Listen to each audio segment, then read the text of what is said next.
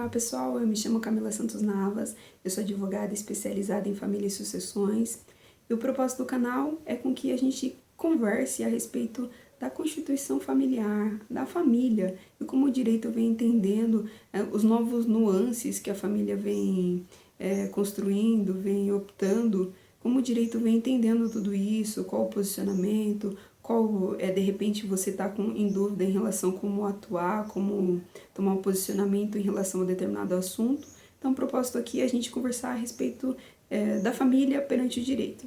Então, desde já, eu solicito para vocês que deixem um like, se inscrevam no canal e deixem os seus comentários para a gente saber quais as suas necessidades, qual aquele assunto que você tem mais dúvida, para a gente, de repente, em um próximo vídeo, conversar a respeito de uma particularidade sua.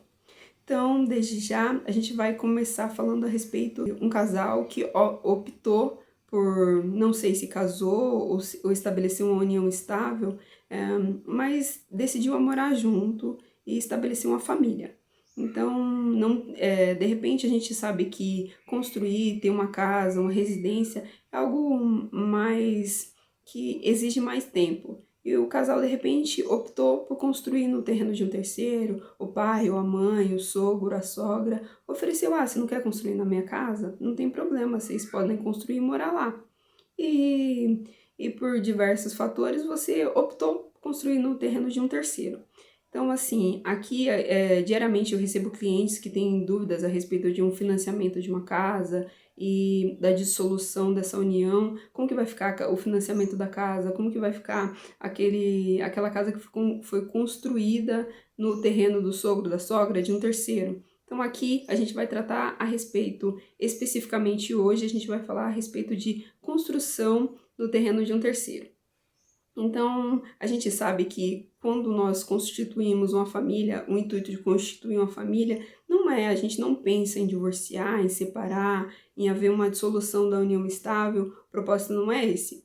Mas o dia a dia vem trazendo novidades, vem trazendo novos fatores e vocês optaram por cada um seguir o seu próprio caminho.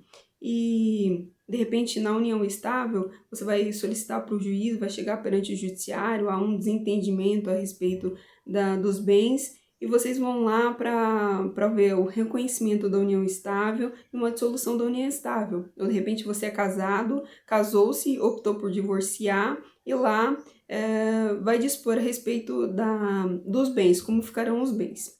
Então, a gente vai falar aqui. Então, primeiramente, a gente tem que entender, como você construiu nesse terreno de um terceiro, você comunicou ao dono da casa, a pessoa ofereceu de boa fé, você construiu de boa fé. Então, esses dois fatores são extremamente importantes. O dono do terreno ter autorizado e você ter construído de boa fé. Então, quando você estava vendo esse divórcio, essa separação, essa dissolução da união estável, então a gente tem que entender que não será no processo de dissolução da união estável ou do divórcio que nós iremos dispor a respeito desse terreno de um terceiro. Porque lá no divórcio ou na dissolução da união estável, de repente era o João e Maria. Maria construiu no terreno do pai de Maria, e Maria falou assim que não tem a pretensão, não tem nenhum interesse em pleitear perante os pais ou que o terreno, que a construção pode ficar toda para João. E João vai vendo a necessidade, de repente é a única casa, o único lar que João tem. Maria foi embora, deixou o terreno para a construção para João, e João e os pais de Maria, ofendidos ou de repente vendo uma outra necessidade, solicitam para o João sair. E isso, como os dois já estabeleceram no divórcio ou na separação ou na dissolução da união estável, que a construção ficaria para João pode, de boa fé, solicitar uma indenização, mas isso não vai, esse processo a respeito da indenização, de repente pela construção no terreno de um terceiro, não vai ocorrer no processo de dissolução de união estável, no divórcio. É um processo autônomo.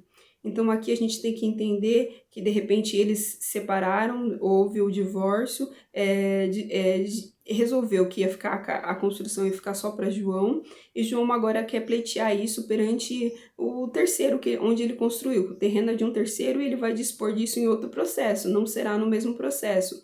Até porque no divórcio ou na dissolução de união estável, a gente vai ter. Não dá para colocar o pai, a mãe, o sogro, a sogra, que é dono do terreno, o terceiro que é dono do terreno. Então, isso tem que ser disposto em outro processo.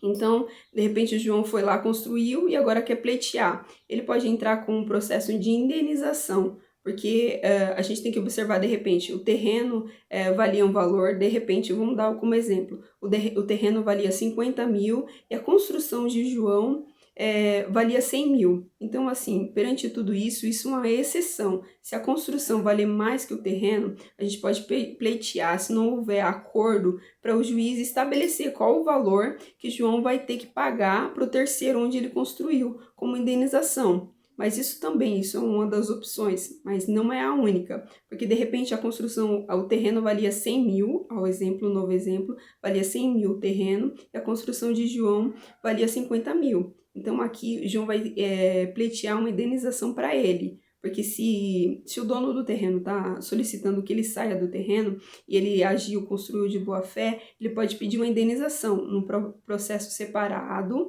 Ele pede essa indenização para o dono do terreno, porque a construção dele foi uma construção menor, um valor menor, o valor de mercado menor do que o terreno. O terreno valia de repente 100 mil e a construção valia 50 mil. Então o João vai pleitear uma indenização para o dono do terreno. Então, tudo isso a gente tem que ter um entendimento que dá para dispor, dá para pleitear tudo isso, porque de repente você gastou tempo, gastou condições financeiras, esforços financeiros para construir. Então, assim, tudo isso a gente pode dispor, mas tem que ser um processo separado do processo de separação, de solução de união estável ou do divórcio.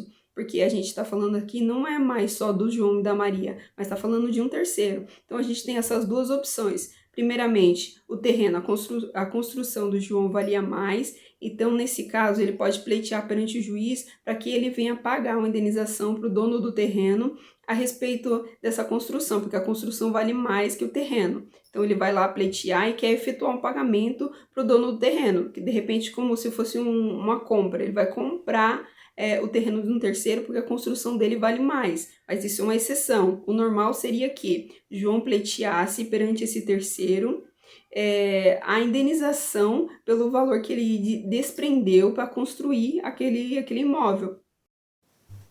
Então, aqui eu apresentei para vocês duas orientações de quais seriam as melhores soluções a respeito do seu caso, mas somente você se socorrendo a um advogado especializado em família, ele vai analisar as particularidades do seu caso, o que seria mais importante, porque de repente eu falei aqui num sentido amplo, e você tem uma particularidade que é muito única e de repente o advogado vai saber qual seria a melhor opção de você se socorrer ao judiciário daquela forma ou de outra forma.